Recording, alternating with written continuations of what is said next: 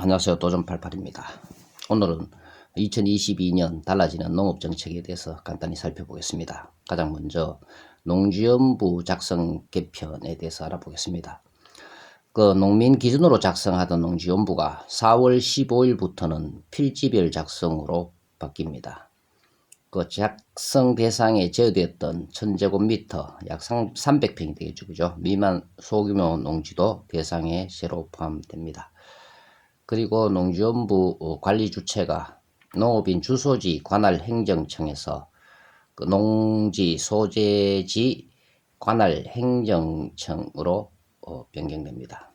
그래서 옛날에는 농지연부를 농업인 주소지 관할 행정청에서 주로 관할했지만 농지 소재지 관할 행정청에서 한다는 이런 이야기입니다. 그래서 농업인 주소지, 그죠? 그러니까 내가 대구에 주소가 되어 있다 하면 대구에서 그 관할 행정처에서 하던 거를 농지 소재지가 있는 관할 행정처에서 한다, 이런 이야기입니다. 예를 들어서 7곡의 땅이 있다면 농지 소재지 7곡 군에서 관리를 한다, 그런 이야기가 되겠죠. 농지 취득 자격 증명 발급 심사 강화. 5월 18일부터 농지 취득 때 농업경영계획서의 의무기재 사항이 늘어납니다. 그리고 주말 체험 영농 목적으로 농지를 취득할 때도 영농계획서를 반드시 제출해야 하고, 여럿이서 공유 취득 때는 소유자별로 농지 위치를 특정한 후 이를 확인할 수 있는 서류를 제출해야 합니다. 즉 다시 말하면 무슨 말이냐 하면, 여럿이서 공유하는 취득 때는 있지 않습니까? 소유자별로 그 농지 위치를 정해야 된다는 이야기죠. 누구는 가까이, 가운데, 최고 먼 곳 이렇게 해서 서류를 제출해야 된다, 그런 이야기 되겠습니다. 아울러 한국농촌공사에 농지은행관리원이 설치되고요. 전국 농지에 대한 취득, 소유, 이용 상황을 상시조사 관리하고 지방자치단체 농지행정을 지원하는 역할을 하게 됩니다. 그리고 농지연금에 대해서 살펴보겠습니다.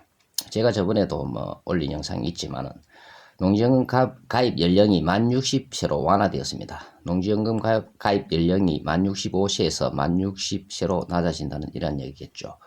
또 저소득 농민, 기초생활수급자 중 생계급여 대상자와 영농경력 30년 이상 장기 영농인에게 월지급금을 5에서 10% 추가해주는 우대 상품이 도입됩니다.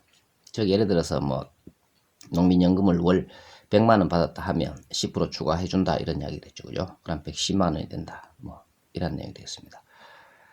그리고 여성농업인 특수건강검진, 51세에서 70세 여성농민을 대상으로 농작업 관련 질환을 검진해주는 여성농업인 특수건강검진이 시행됩니다. 농림축산식품부는 지자체 공모를 거쳐 올해 여성농 9,000명 자부담 10%를 지원할 계획이다, 이렇게 되어 있고요.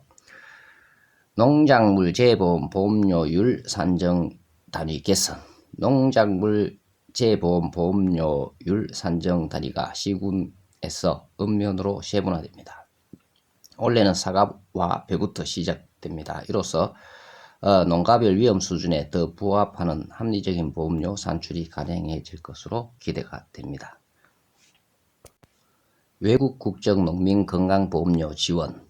건강보험료 지원 대상이 외국 국적 농민으로까지 확대됩니다. 종전의 주소지가 농촌, 준농촌인 내국인만 지원받을 수 있었으나 최대 지원 한도는 납부해야 할 건강보험료의 28%까지입니다.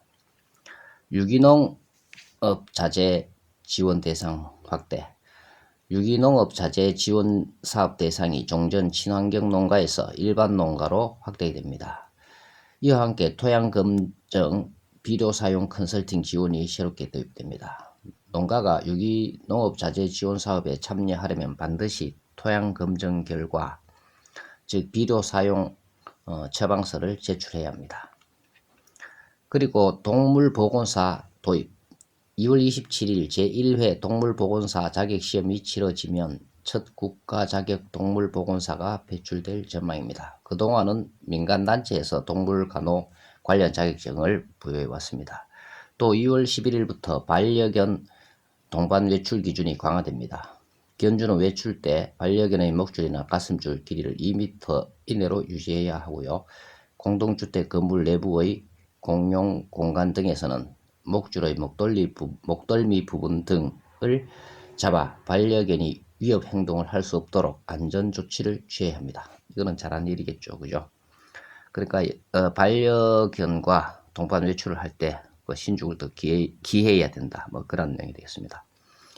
그리고 이제 마지막으로 이제 임업직불제 시행이라는 것이 있습니다. 이거 임업에 종사하는 분들의 수건이었죠, 그죠? 그래서 농업에 종사하는 사람들은 농업을 통한 뭐 공익직불제가 지급됐는데 임업에 종사하는 분들은 상대적으로 농업보다는 열악한 환경이 있음에도 불구하고 직불제가 지급되지 않아 그게 많았죠. 불만이 많았고 그리고 직불제를 달라고 요구도 많이 해왔습니다. 그래서 올해부터는 임업직불제를 시행한다. 뭐 좋은 현상이겠죠, 그죠? 그래서 산림의 공익 기능을 증진하고 낮은 임가 소득을 보존하기 위해 공익 의무를 준수하는 임업인에게 매년 일정 금액을 지원하는 임업직불제가 시행됩니다. 2019년 4월 1일부터 2022년 9월 30일 임야 대상 농업경영체로 등록된 산지가 대상입니다.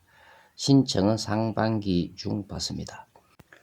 2019년 4월 1일부터 2022년 9월 30일 아직 좀 남아있죠, 그죠?